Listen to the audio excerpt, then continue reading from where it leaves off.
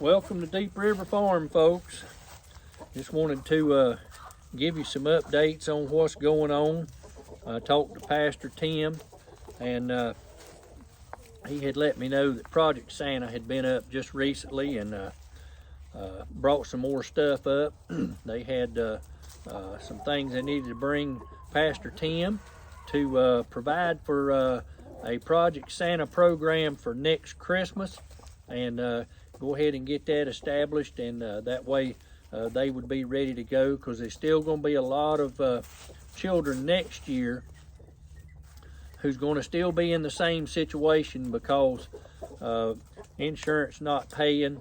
The families are struggling with paying for a mortgage on homes that they can't live in or are completely gone. The mortgage companies are forcing them to continue to pay for homeowners insurance on a structure that's not livable. And I see that no more than contributing to a company who will not fulfill their obligations to provide insurance coverage to those that have taken out the policy. So I just don't understand why you would continue to feed the hand that won't do what they're supposed to do and is using every excuse in the book not to pay off the coverage on a home in a 1,000-year flood. But I'm hoping that's going to change with our new administration. I hope they get all yanked in and forced to pay these people because they paid willingly to something that they're using every kind of loophole they can to keep from paying and doing anything for the folks that's being forced to continue to pay insurance on something that's useless. But Pastor Tim was also, he was able to send some Bibles into Georgia and also into Swain County through a ministry that was needing Bibles that does drug addiction. And this has already taken place. A report from B-Log, they're getting about 200 packages a day coming in on all the food and things that had been ordered. So keep a watch out on that registry for B-Log. You can go back into the library here on the channel, and you can pull that B-Log Mayday video up, and you will see the registry in there, and you can periodically check it to help support B-Log. That is a very important relief center, probably the biggest one in Yancey County, and those folks are relying on that like basically no other relief center other than the one down at Bald Creek. Now the other ones are very important, and they're serving other communities, but I think that one at B-Log and Bald Creek are serving the biggest number of people. Now the one at Red Hill, they have picked up serving more people because they have found that some relief centers up the road from them have closed due to, we're figuring, financial resources not being available any longer. Same way that Brother Bud had found out and had those three churches to contact him for propane. The resources are running out up in the mountains, folks, and we're just thankful that you folks have stepped up and donated like you have, and we continue to have the resources that are needed to be able to supply things at a moment's notice, pretty much. Pastor Tim said he had about 350 heaters left in stock, which is a good thing, because they're starting to tap into that supply now where they have heater failure, and most of that is due to operator error because people are having to use these heaters. They don't have the hoses, the correct hoses and filters, and they're trying to stay warm in this 2 and 3 degree weather that they're having. I think he said they had 2 wall-mounted heaters left and a couple of generators left, and that was what they had. The biggest thing is he's like us. He's real thankful for the funds that we have available still.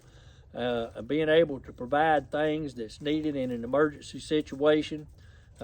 If we need need to continue to push propane up in the area, with this allocation of propane that's coming, we may have to start pushing propane from different distributors to try to keep up with the demand in the area of Western North Carolina, because each propane dealer is sound like they're being kind of set up where they're only going to be able to get so much. But that's still in the early stages.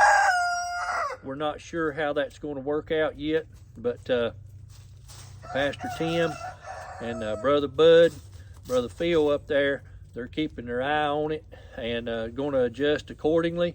And we will help them adjust to wherever we need to do to get propane up to those folks in the mountains to keep them warm and safe.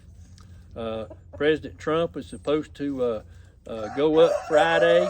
Not sure where he's going to go. I imagine with the access to Asheville Airport, that's probably where he'll be going. But I really wish he was able to, and I know for security reasons he can. I wish he could get back up in some of these hollers and places along some of these rivers so he could see and talk to the people and see what their concerns are, what's happening with their applications to Foxtrot Echo Mike Alpha, how they've been turned down, how they've been forgotten, and the different struggles that they're dealing with. Because I know if he could get in there, he would definitely listen to the people and try to help as much as possible and direct these agencies to do the right thing. We're going to be going up Saturday morning with a load of propane bottles, the 20-pound tanks, and a lot of other stuff that we have collected stuff from the Central Church that's been brought in, also from the Midway Wesleyan Church. We're going to make a third attempt to go up. Hopefully there'll be no ice and snow to have to contend with. Plan on leaving about 4 a.m. Saturday morning to make the run. And we're going to be, when we get up there, we're going to be meeting a lady that's, she has a ministry, and she's going to be someone else that we're going to help supply goods to, donated goods. She's helping provide campers for people, and so we're going to try to help her provide them with necessary heaters and hoses and propane and blankets, coats and things like that, and try to help as many as we can. She's working different areas, and this is what she does full time. She just happens to be able to. The mission field just happens to be in her backyard this time, but she's she's generally doing things as a missionary, different locations and things, and we're gonna meet up with her Saturday morning and talk with her and provide her with what's needed, what she needs, and that type of thing. And we'll get more information on that. And she's gonna be with us. We're going to do a video, and she's going to tell you about her ministry, what she does, and how we're going to be able to help her, and so forth. But we got a lot of stuff to do between now and Saturday. We're trying to keep everything unthawed, trying to keep everything we can get into the mountains. Brother Bud and Phil, Pastor Tim, they're working themselves to death on all this propane, and it's a job.